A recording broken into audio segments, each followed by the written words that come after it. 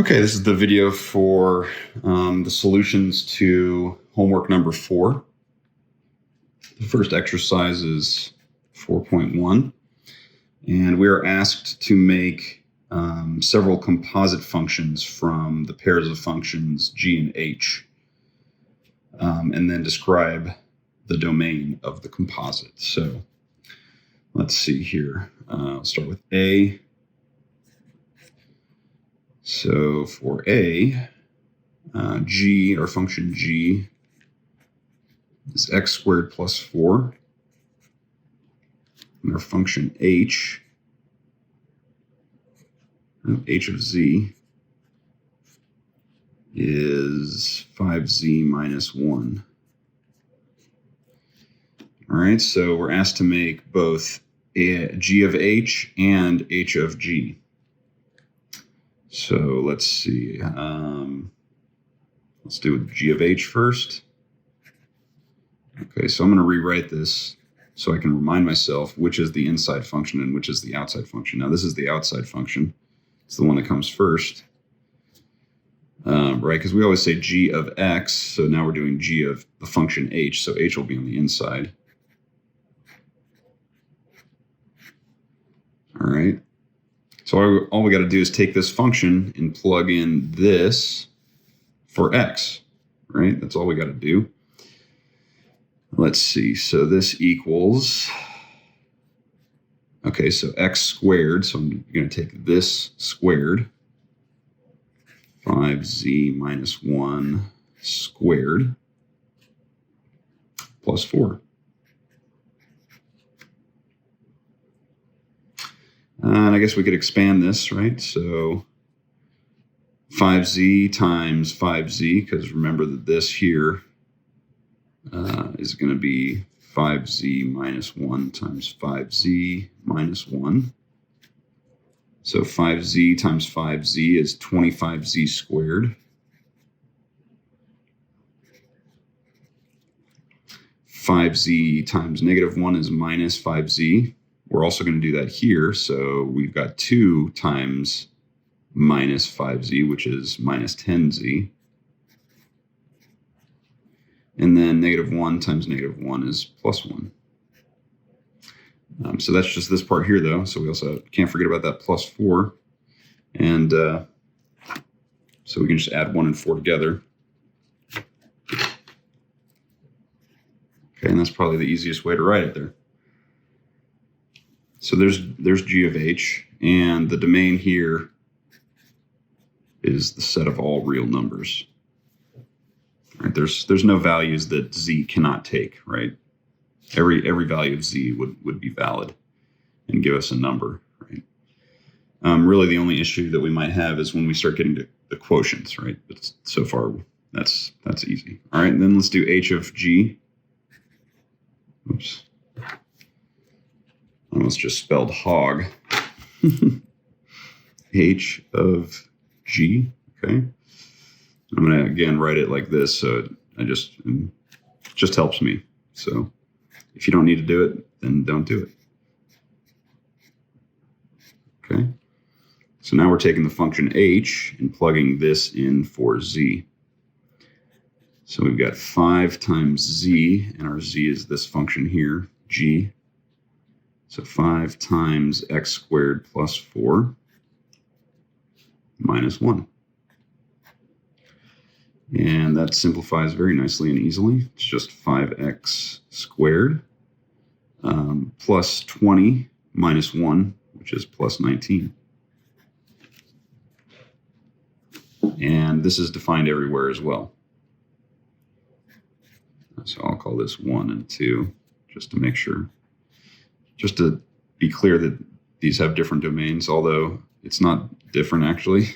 They both have the domain, the set of real numbers.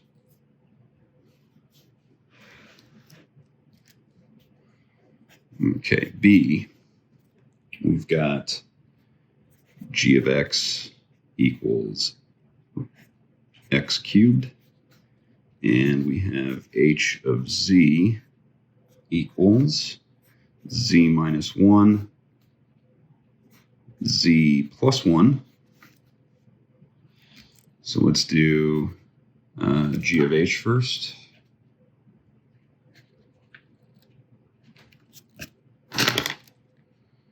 G of h. Let's see if I can do that without drawing it like that. Okay. So this function, x cubed, but we're plugging in this function for x. So we've got, I'm going to go ahead and simplify this right now, actually. So we've got z squared plus z minus z. So that just becomes 0. And then -1 times +1 is -1. Okay. So that's our h of z, and we just need to cube it. Now, I guess we could expand this, but I think this is actually the simplest form. And in fact, I guess we could have kept this in a different form that might be simpler. I think we could, let's see if we can factor that. So I definitely can take a 5 out. Going back here. So let's see, we'd have 2 left here. We would have 5 left here. Actually, that's going to be more complicated than it's necessary. That's simple enough. Okay, so back to this one. So we'll just leave it at that. And z is an element of the set of real numbers, or that is to say that the domain is the set of real numbers. Right? There's no limitation on z there. H of g. Okay, so we're going to take this and plug it in for our z's here. And since, this inside part is a simplified version of this, I'm just going to plug it right into this one. So x cubed into z here. So x cubed squared minus 1, and all of that cubed. And that is also simply x to the 6th power minus 1 cubed. All right.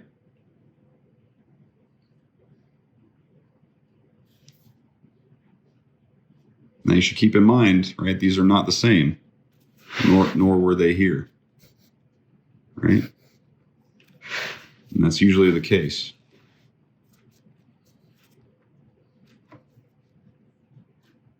Oh, let's see. The domain here on this one is also the set of real numbers, right? So.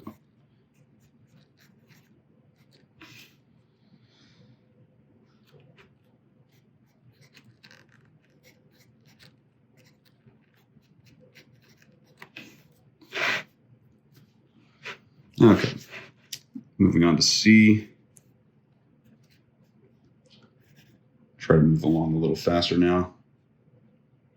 Okay, so g of x equals x minus 1 over x plus 1.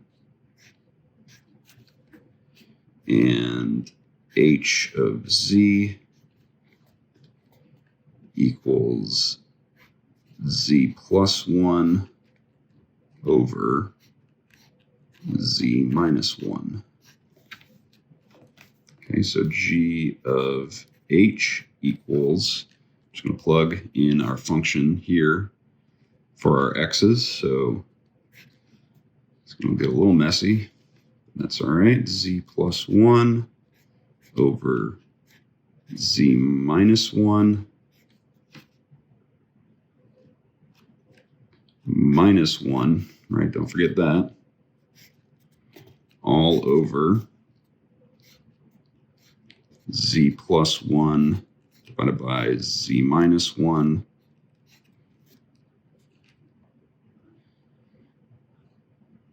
plus 1. Okay, there we go. Let's see, how can we simplify this? Probably be helpful to write it out. Should have written it out on top of each other and hopefully be more obvious to me, but let's see, I don't know if we can simplify that really any further. I'm sure there's something we could do. But I think I'm just going to leave it at that. So let's see, what can z not be? So we do have a quotient here, which means that this part cannot be 0. So let's see, I'm going to write that out and see if we can figure it out, what z cannot be. So I'm going to do z plus 1 over z minus 1 plus 1 cannot equal 0. And that means that if we subtract 1 from both sides, it means that this cannot be negative 1.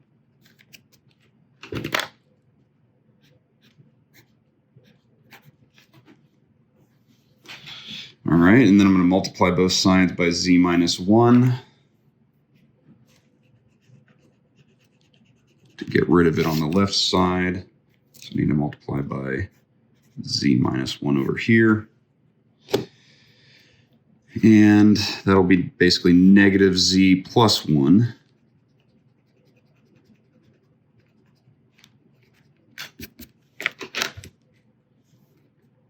Negative z plus 1.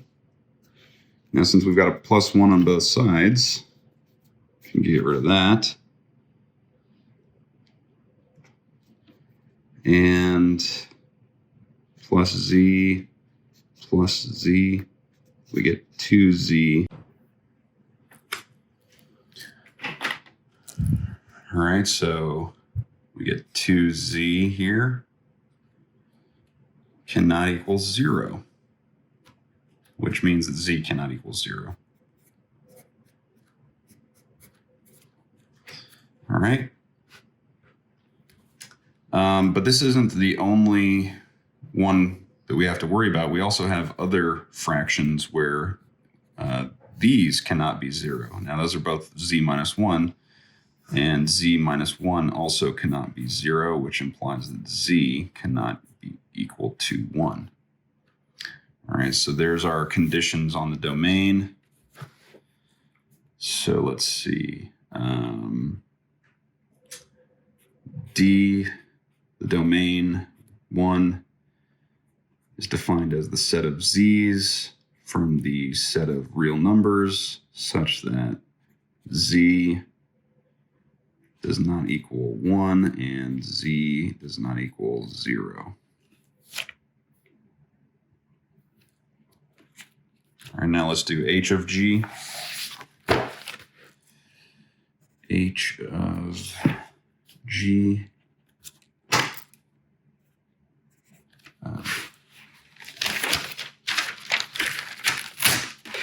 Okay. So there's our g and our h. So h, here we are. So we're placing the z with g of x. So we've got z, which we're using this here, x minus 1, x plus 1. So that's, we just plug that in for z, and then plus 1, so that's on top. And then we have z minus 1 on the bottom. So same thing we have here for z.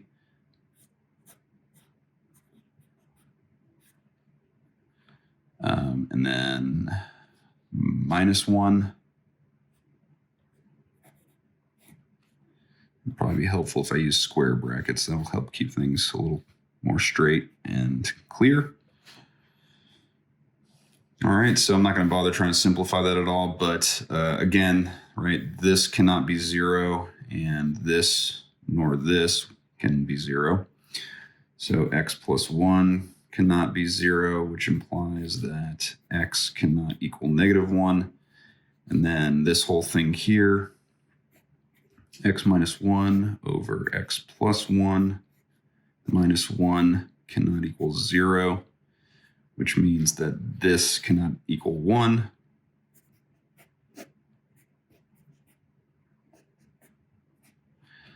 Multiplying both sides by x plus 1, we get that x minus 1 cannot equal x plus 1.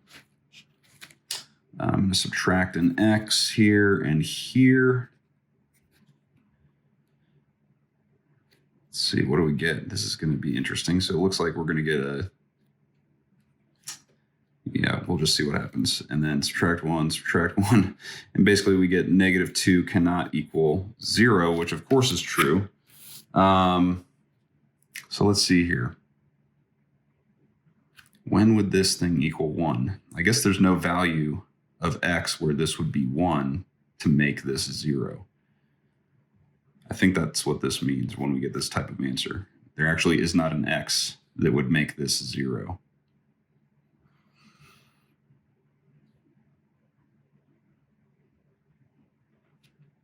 Yeah, I'm pretty sure that's what that means. So let's see. Just trying to think of some values of x. Well, we already know that x can't be negative 1, maybe 0. That'd be negative 1 over positive 1. And that'd be negative 1 minus 1, so that's not 0. Let's see. Yeah, I think this is our only restriction.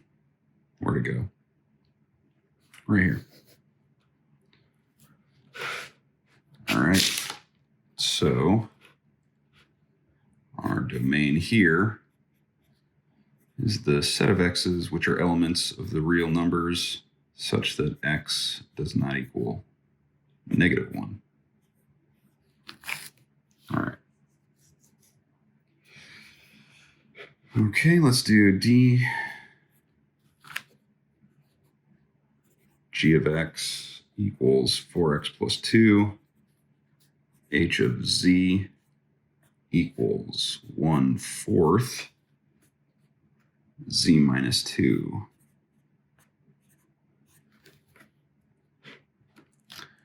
So g of h equals 4 times 1/4 z minus 2 plus 2. And that equals, those are just going to cancel out. So we've got z minus 2 plus 2, and that just equals z. Right? Negative 2 and 2 cancel out. There we go. Of course, z could be any real number.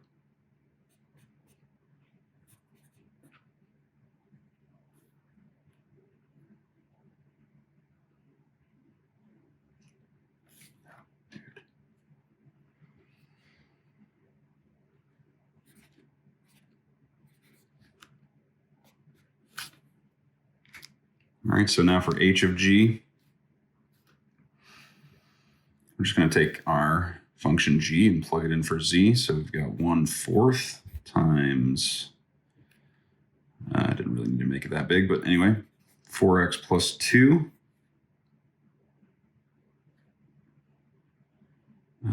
Actually, yeah, that helps. There we go, minus 2. All right, so there we go. And so we're going to multiply 1/4 by this and by this. Is that right? Yeah. Okay. And so, of course, the negative, the 1/4, sorry, would cancel out with this 4. So we would just have an x. And let's see here. Those would become 0, right? So that's actually all we need to do. Now, here's an interesting instance where the the composite functions are actually identical. But that doesn't happen all the time, obviously, as we've seen before, but it can happen.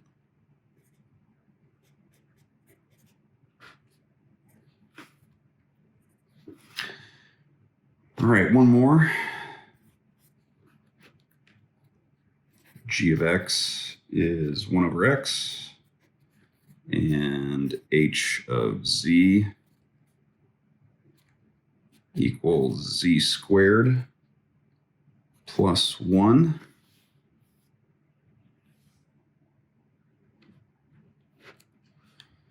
So g of h equals 1 over z squared plus 1. And so this will always be a positive number, so this will never be 0. In fact, the denominator will always be positive as well. So z can be any real number.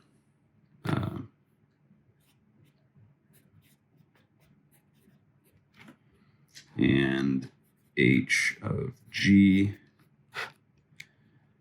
equals 1 over x squared plus 1. And that is 1 over x squared plus 1.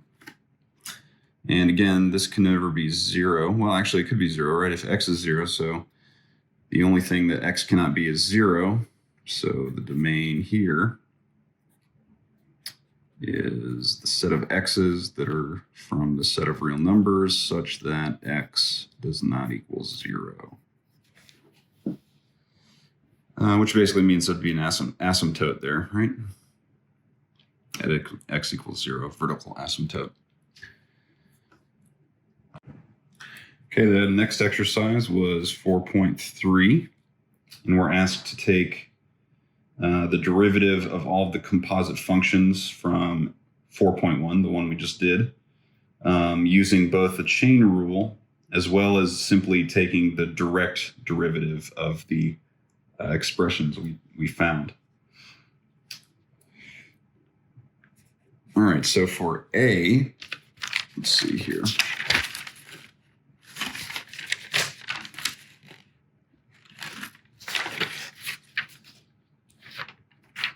Here it is. All right, so here's our functions from A. So let's start with the chain rule.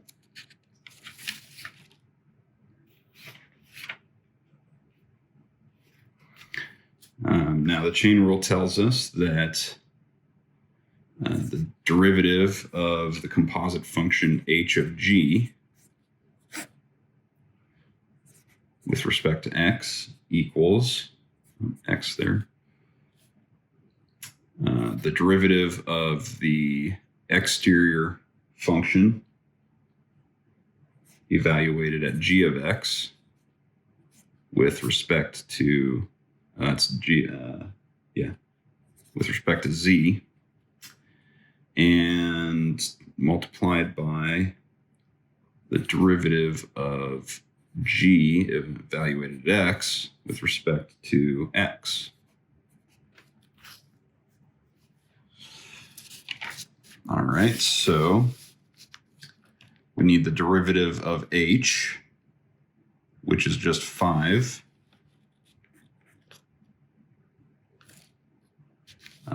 Let's see here. So this is h of g, okay?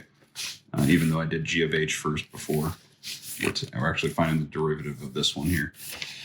Okay, so we need the derivative of h, which is just 5.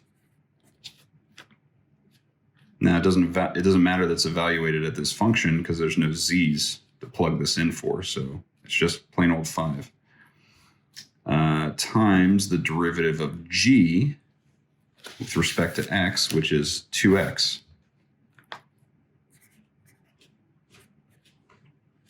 And we get 5x.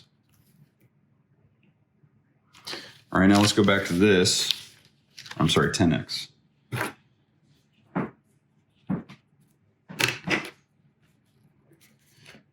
All right, now let's go back to our simplified version of h of g and take the derivative of this. Well, it's just 10x. So same answer, which should be the case. All right, now let's take d, and I'm gonna simplify this here. Let's see, g of h prime, right? The derivative of g of h. Now we have to be careful here because we basically have to switch our g and h. So actually, I'll write that out.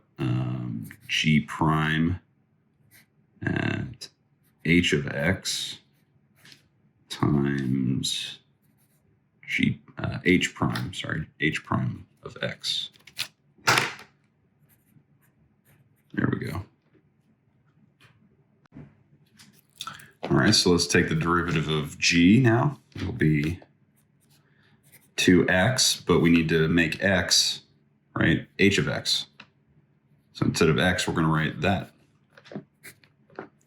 5z minus 1 times the derivative of h, which is just 5. All right, so this simplifies to 10z minus 2 times 5. And that is simply 50z minus 100. All right, so let's make sure that's the derivative of this as well. And we get, wait, hold on, did I mess up here? 10, not 100, 10, there we go.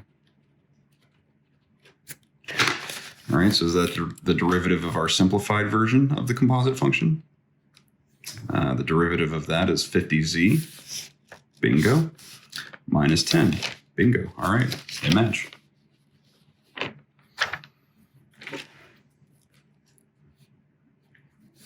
Okay, let's see, I'm gonna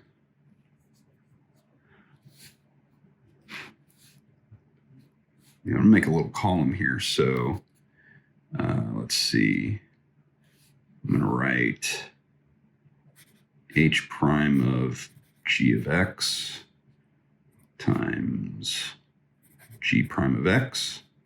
Okay, so that's the derivative of h of g. And then over here we've got g prime h of z times h prime of z. Okay, so that's our derivative of g of h. And let's do part B here. So let's see, we need the derivative of h here. And remember, I simplified this to this, so let's just use this. So the derivative of this is 2z. But instead of z, we need to put in g of x, which is x cubed. Okay, and then multiplied by g prime of x, and that is just 3x squared. And of course, we can simplify that to 6x to the 5th. All right, and if we take the derivative of this, is that 6x to the 5th? Let's see. Well, we're going to have to use the power rule here. So I'm going to write this out, actually. So can you guys see that? Yep. Okay. All right, so the power rule is going to be 3 times this whole thing squared, and then times the derivative of what's on the inside. So I'm kind of worried I might have made a mistake somewhere, so let's see what happens. So 3x to the 6th power minus 1 squared. And let's see, and then multiplied by the derivative of the inside here, which is just 6x to the 5th.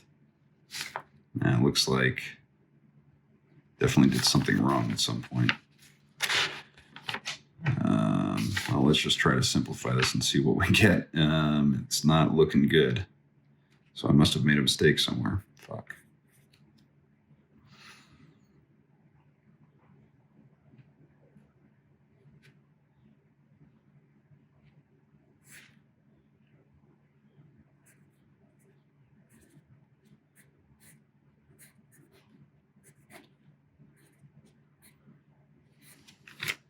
But maybe not. Let's do it all the way through just to make sure.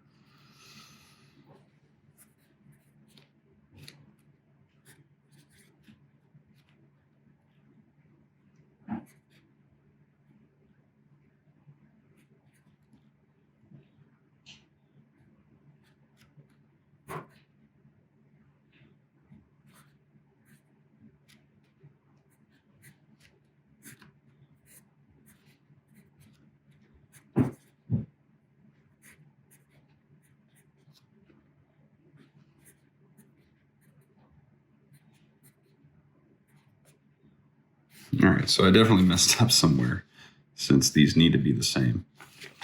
So let me double check my work. Okay, so I found my mistake.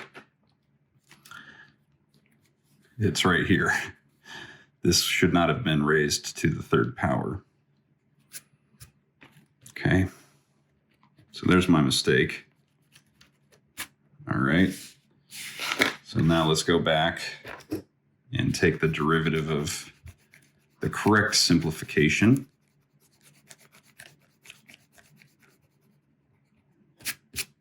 Maybe you caught my mistake earlier in the video, and if you did, good on you. But just to reiterate, on part D of 4.1, I made a mistake on this one here.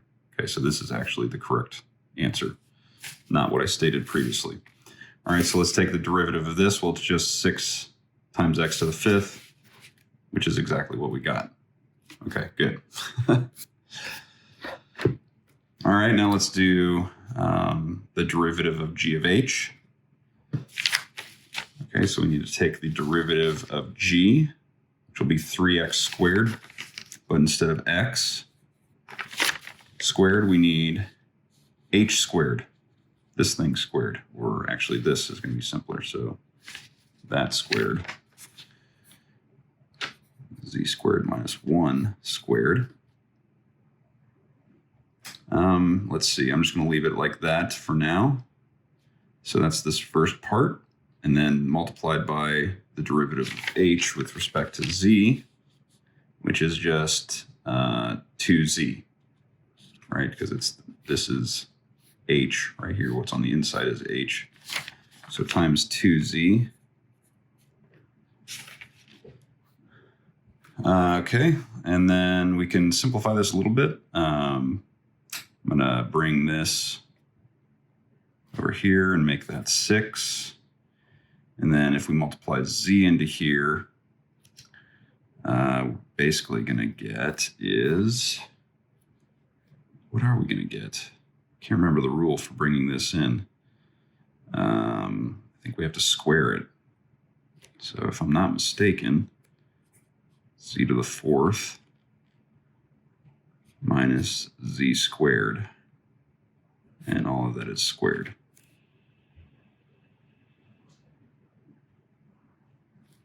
All right, so let's see if that's what we get when we take the derivative of the simplified version, which is right here. So in this case, we have to use the power rule. Okay, so let's see, 3 times all of this to the squared power. So let's see, I'm going to write this down so we can see it. 3 times z squared minus 1 to the second power, and then times the derivative of what's inside here, which is 2z. And as you can notice, these are the same. So yeah, we're going to get the same answer, right? 6 z to the 4th minus z squared squared. So those are the same. Great. All right, the next one, part C. I'm going to start with the derivative of g of h. And here's g and h again, just for reference. So this one's pretty crazy using the chain rule, right? Because we've got 2 quotients here. So we need to take the derivative of this, okay? And it's a quotient, so the derivative of the top, which is just 1, times the bottom. And instead of x, I wrote h of z to remind myself that I need to plug in h of z for x. Okay. Minus the derivative of the bottom, which is 1, times the top.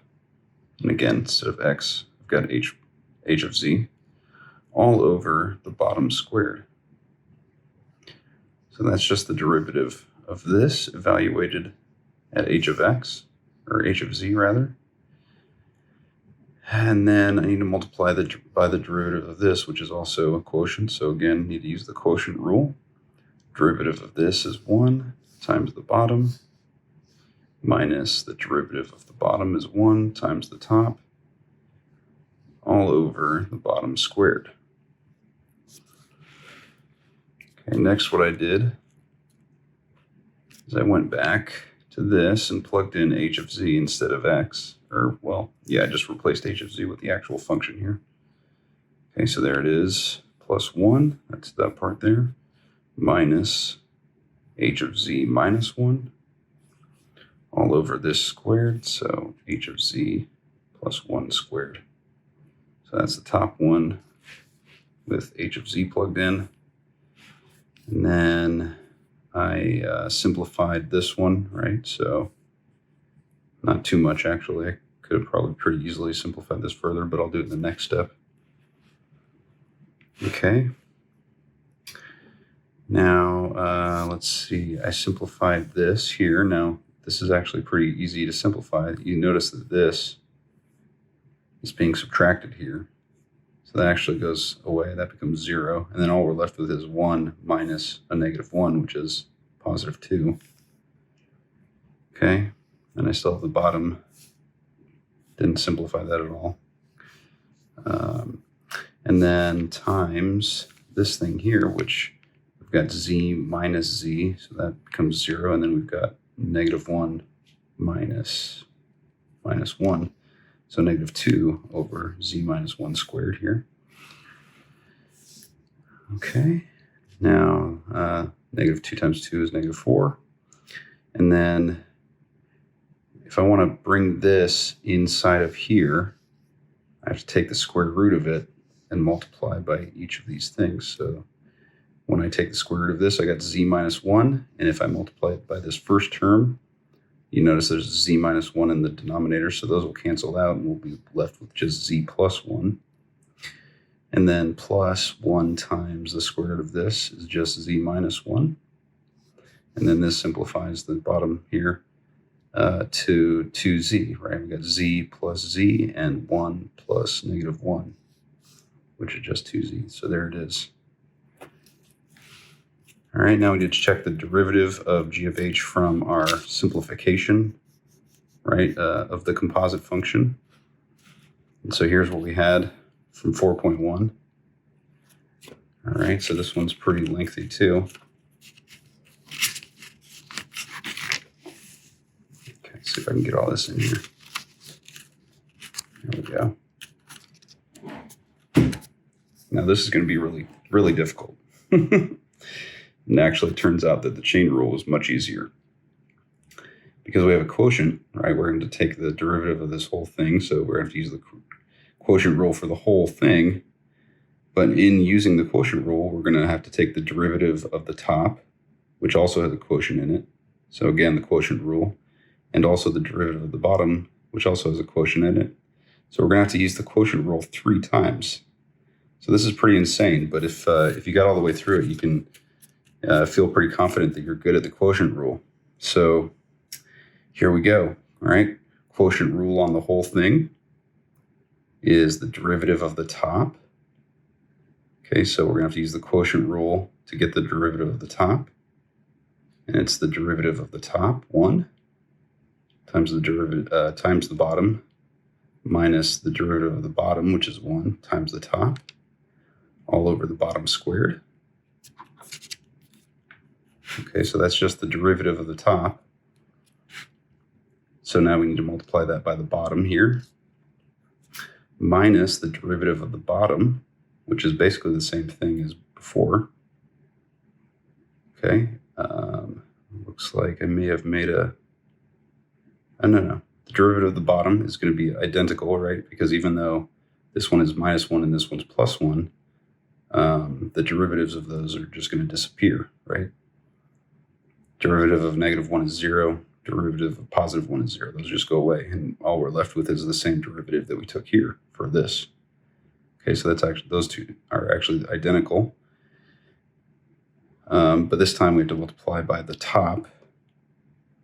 Okay, and then all of that divided by the bottom here squared. Now, that looks nasty, huh? Okay. All right, so I'm probably going to have to come back and forth here so we can see it. So there it was. Okay, we're going to start simplifying this thing.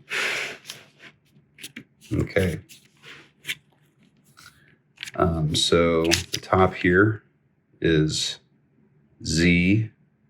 There's a minus z, so that'll go away, and then we're just left with -1 minus 1 again. So that gives us -2, and that's all over z minus 1 squared. I'm actually going to zoom out so we can just see all this at once. Okay, and then times that, minus, right, the minus here, minus, that was also -2 over z minus 1 squared. Only this time, almost identical. The only thing is now it's -1, right? And then that is all still over this squared. Okay. Now we can simplify this even further. So what I'm doing here is I'm distributing this term through this and this. So I'm multiplying this times this and this times -1. Okay, so there's the first part there. So this here is this here. All right, and then -1 times this, which is this part here. Let's see here. That's from up top, actually. Let's see, right? Did I make a mistake? I think this should be plus and this should be minus. If I'm looking at this right. Just go back and check. +1, +1. Okay, so I think that this should be a plus right here. And that this should be a minus.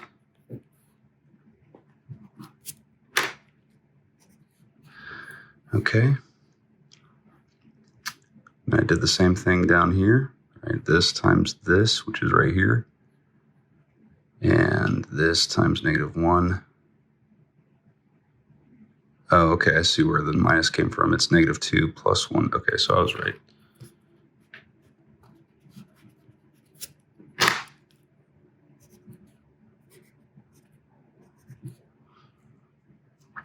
All right. Still over this thing squared, right? No change there yet. Okay, now what I see here is I've got this term here, and I've got the same term here, and I'm subtracting it, so those will cancel each other out. And then all we're left with is a -2 over z minus 1 squared minus a +2 over z minus 1 squared, so that'll be -4 all over z minus 1 squared. Okay, and then times this is just, right, I'm just dividing by this, but I'm doing it by multiplying it by 1 over that, right? So it's the same thing. And then we end up almost at the same thing we had before when we used the chain rule. Last time we had -2 here and here, +2 here, but in the same denominators as before. But anyway, if I want to multiply this into this thing over here, I got to take the square root and multiply it into both of these terms, which is how we got to this. And that is exactly, this simplifies to exactly the same thing we got before. All right, so I found a mistake. Just wanted to point out real quick that I made. I didn't have a squared here, so I needed to square this. And that's just 4z squared. And that actually then simplifies to -1 over z squared. And that was the same. I made the same mistake here when checking the simplified version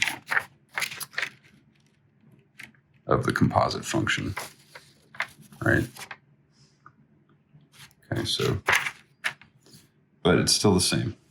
Since I made exactly the same mistake. But it should have been that, right? That was the final derivative.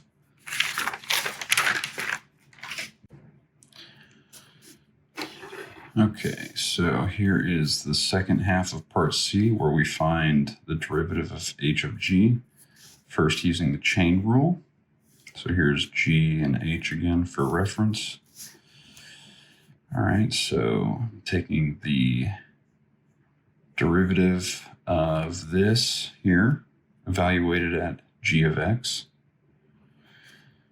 Okay, and it looks pretty similar. So since I already went over one very similar to this, I'm just gonna slowly let you look at the answers here. But basically I took the derivative of this and evaluated it at g of x. And then I multiplied that by the derivative of this. All right, so that's the first derivative I mentioned. Here's the second derivative of g. Not the second derivative that I mentioned, not the second derivative. And then it's simplified to something very similar we just saw a second ago. Only this time it's a bit different because these x's here cancel out and we're left with -1 minus 1, and we get -2 squared. So we don't have any variables, in fact, and so the derivative of this is simply -1. All right, so that was using the chain rule, and then to verify that we get the same answer when we take the derivative of our simplified version of this from 4.1, which is right here for reference. Okay, so again, something similar to what we saw last time where we've got 3 quotients, so we have to use the quotient rule 3 times. Let's see, so here's the quotient rule once. Here's the quotient rule again from the bottom part, and then here's the whole quotient rule for the whole thing. And again, it's similar to what we saw before. Okay.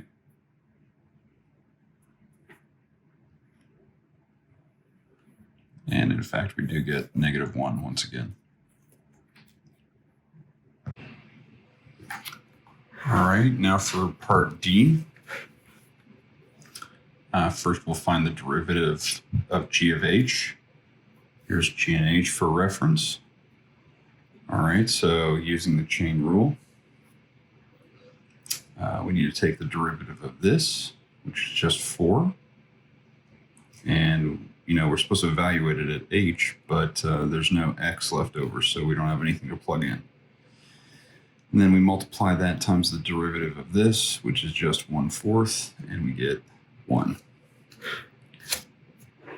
All right, and let's verify that if we take the derivative of what we found in 4.1 for g of h, which we found that it was just x, well, that's very simple, right? The derivative of that is just 1. Okay, so looks good. All right, now for the derivative of h of g, pretty much the same thing, actually, right? Take the derivative of h, we get 1/4, and we don't have to evaluate it at g of x because there's no z left over. And then we multiply by the derivative of g, which is just 4, and again, we get 1. And that's basically since we found that the inverse of these two, right? Or I'm sorry, the composite of these two functions was both x. So we get 1s all around.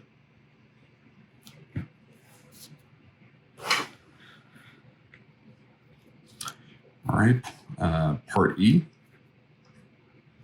Take the derivative of g of h. Here's g and h for reference, and you'll notice that I change g to this just because I don't want to use the quotient rule. And so we need to take the derivative of g right here. So it's going to be -1 times x to the -2 power, but we need to plug in h for x. So there we go. And then times the derivative of h, which is just 2z. And this simplifies to -2 times z over z squared minus 1 squared. And from 4.1, we found that the composite was 1 over z squared plus 1. And similarly to what I did here, I'm going to change this to z squared plus 1 to the -1 power. So again, I don't want to use the chain rule.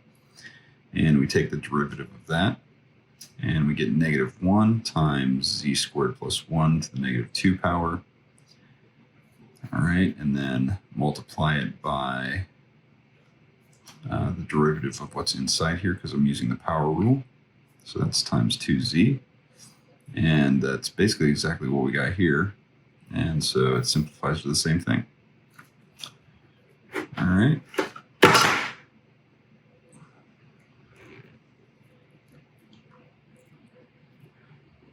All right, now for the derivative of h of g, we're going to take the derivative of h, which is here. So 2z, but we need to plug in g of x for z.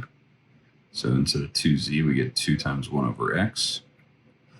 And then we need to multiply by the derivative of g, okay, which is negative 1 x to the negative 2 power. And so this simplifies, right? This is just 1 over x squared here, negative 1 over x squared. So we get negative 2 over x cubed. And from 4.1, we found the simplified composite here. And again, I'm going to rewrite this as x to the negative squared, or negative 2 power. And we take the derivative of this, we get negative 2 times x to the negative 3 power, which is negative 2 over x cubed, same thing.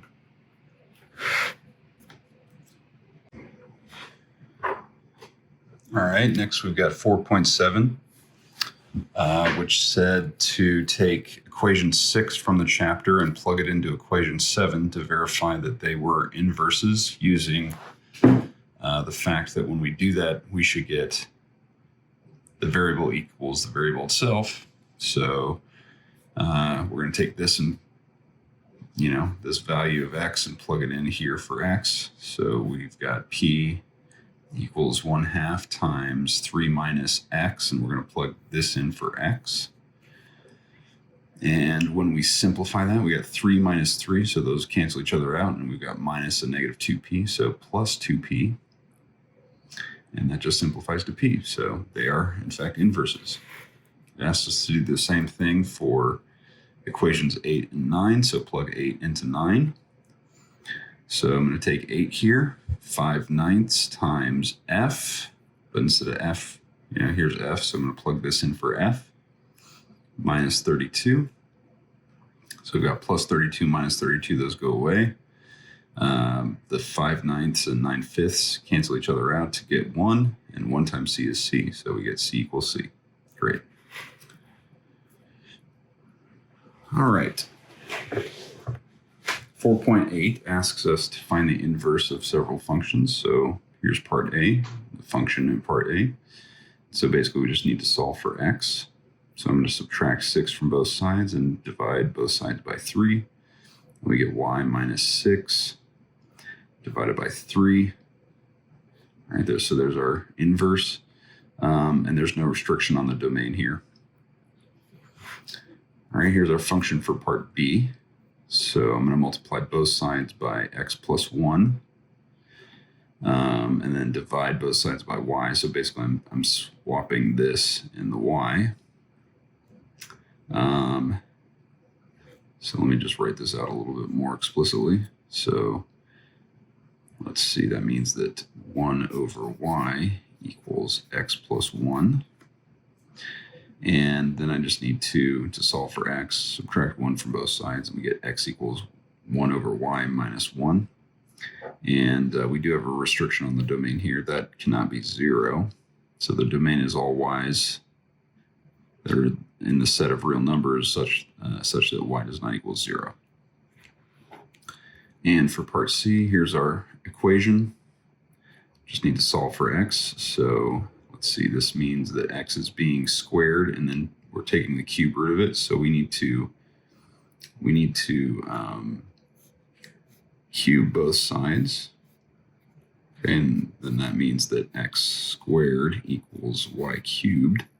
Then we need to take the square root of both sides to get x by itself. And there we go. Now the only restriction here is we can't take the square root of a negative number. And so y cubed, right? Any number cubed, if it's negative, will be negative. So y can't be any negative numbers. So the domain here is all non-negative numbers. Okay, here's 4.9, where we're asked to use the inverse function theorem, which is theorem 4.3 from the book. And it simply tells us that the derivative of an inverse is equal to 1 over the derivative of the original function evaluated at the inverse. And we're asked to evaluate it at the point f of 1. Okay, so part A, here's our function. And so if we want to find the derivative of its inverse, we need to find the derivative of the original function, put it under 1, and evaluate it at the inverse. Now, when we take the derivative of this, it's just 3. There's no x's left over, so we actually don't have to plug in anything. It's just 1/3.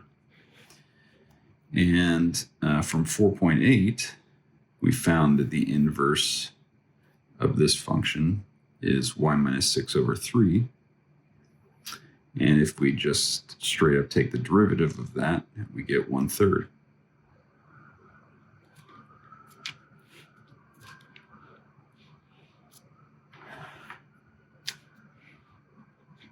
Okay, for part B, here's our function.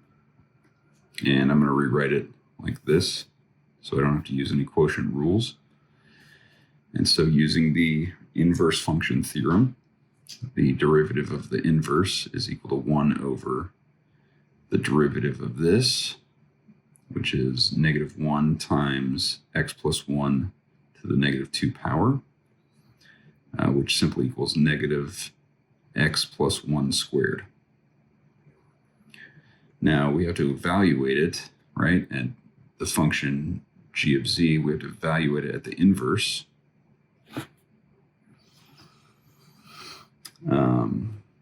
Let's see. So, but actually, if we're evaluating it at f of 1, so x is 1, right? In other words, so we don't really have to do anything too complicated. We just need to plug in 1 for x. Right, so we do that. We plug in 1 for x. We get 1 plus 1 is 2. 2 squared is 4, and that's a -4. All right, now from 4.8, we found that the inverse was 1 over y minus 1, or in other words, y to the -1 power minus 1. And if we take the derivative of that, we get -y to the -2 power, which equals -1 over y squared.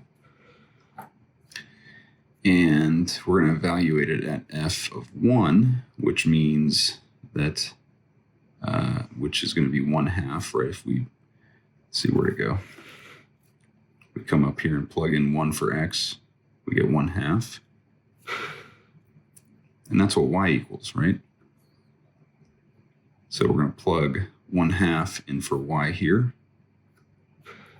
And that basically gets us -1 over 1/2 squared, which is just 1/4.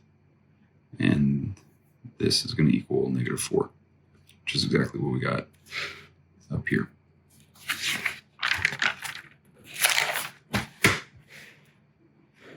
Okay, part C. Here's our function f. And of course, this is equal to y. So using the inverse function theorem, we get the derivative of the inverse is 1 over the derivative of this, which is 2/3 x to the -1/3 power. And if we evaluate that at f of 1, it means that x is equal to 1, so we just need to plug in 1 there. And so we get 1 over 2/3, which is 3/2. And from exercise 4.8, we found that the inverse of that function was y to the 3/2 power. And if we take the derivative of that, we get 3 over 2 times y to the 1/2 power. And we want to evaluate it at f of 1. Well, f of 1 is just 1, right? If we plug in 1 here, we get 1, so that's our y. And so we just need to plug 1 into here, and we get 3/2, just like we did here. Okay, now for exercise A4.1. So this is from Appendix 4. We're given a function, and we are asked to find the antiderivative or the indefinite integral, in other words. And so, right, remember what we need to do is, instead of subtracting 1 like we do when we take derivatives, we need to add 1 to this exponent. So this will make it 7, but then we need to divide by 7 so that that cancels out, right? So the antiderivative of that is 4 over 7 times x to the 7th. And the antiderivative of this one is 1 over 4, minus 1 over 4 times x to the 4th. And then don't forget your constant, right? Plus c. Okay, here's part B. Here's our function. Same thing, same exercise. So add 1 to the exponent and then divide by that number. So we get 4x to the 3rd power minus, this is going to become 3 halves. And so we need to divide by 3 halves. 6 divided by 3 halves is 4, so minus 4x to the 3 halves. All right, if we add 1 to this, the exponent will be 1/2, so we need to divide by 1/2, which gives us 6x to the 1/2 power. And then if you get to this point and you weren't sure what to do, that's because this would have been covered in chapter 5, which we didn't go over. So I didn't realize at the time I assigned this. But hopefully you were had some ingenuity and tried to figure out what the antiderivative of this is. It's just ln of x. Okay, because the derivative of ln of x is 1 over x. All right, and then plus c. All right, and then part E, here's our function. So what I'm going to use is a definition of an antiderivative of this form here. So as you can see, I've got something that kind of looks like this, right? I've got a function raised to a power multiplied by something else. Okay, so what you'll see here is that I'm calling what's inside of here g of x. Now, if you take the derivative of, g of z, if you take the derivative of g of z, you get 2x plus 2, which is almost this, right? It's this times 2, right? So what this equals is the derivative of g of z divided by 2. Okay, so now what I can do is, what I have is something that looks like this right here. And I have this right here. Oh, except it's this, right? Not this. But that's okay because this is just times 1/2, right? This is g prime of z times 1/2. And so I can just take that constant and move it outside of the integral. And so this is the definition of this integral here. So if we take the derivative of f of x here, it's going to be that 1/2 that we pulled outside the integral that's coming from here, times 1 over n plus 1. Well, n in our case is 1/2, and plus 1 is 3 halves. And then times g of z to the n plus 1. So here's our g of z to the 1/2 plus 1 plus c. And we can simplify that a little bit. This is going to become 1/3. Okay, and that's because of this right here, right? So flip this and multiply it 2/3. Instead of 1 over 3 halves, we have 2/3, and 2/3 times 1/3 is 1/3 because the 2's are going to cancel out and we'll be left with 1/3. And then we still have our g of z to the 3 halves power plus c. Okay, and one other note here is that this 1/2 times c is still just an arbitrary constant, so we can just keep calling it c. All right, and then exercise, A 4.5. We're given an inverse demand function, and we're told that the quantity sold is 100. All right, so consumer surplus is going to be the definite integral from 0 to 100 of our inverse demand function minus, okay, now what this is this is price times quantity, which is, in other words, total revenue. Okay, now the reason for this is because when we take the integral of the inverse demand function, the definite integral from 0 to 100, what we're finding is, like if this is the inverse demand function or demand curve, what we're finding when we take that the definite integral is from 0, right, q equals 0 to q equals 100, is we're finding that total area under the graph on that interval. Okay, but consumer surplus is that top triangle. So what we need to do is take the integral on that interval to get this total area, and then we need to subtract this area here, okay, which is price when quantity is 100, price times quantity, right? That's the area of this rectangle. And when quantity is 100, it means that price is 3 over 10. Okay, and I'm just getting that from plugging in 100 here for Q and solving for price. So the price is 3 over 10, quantity is 100. Okay. Now let's see, we've got a constant here, 3, that's just we can just pull that outside of the integral. So that's what I have here. And then here's our actual definite integral. Okay, so it's going to be this number here plus 1, which is 1/2, and we need to divide by that. So dividing by 1/2 is the same as multiplying by 2.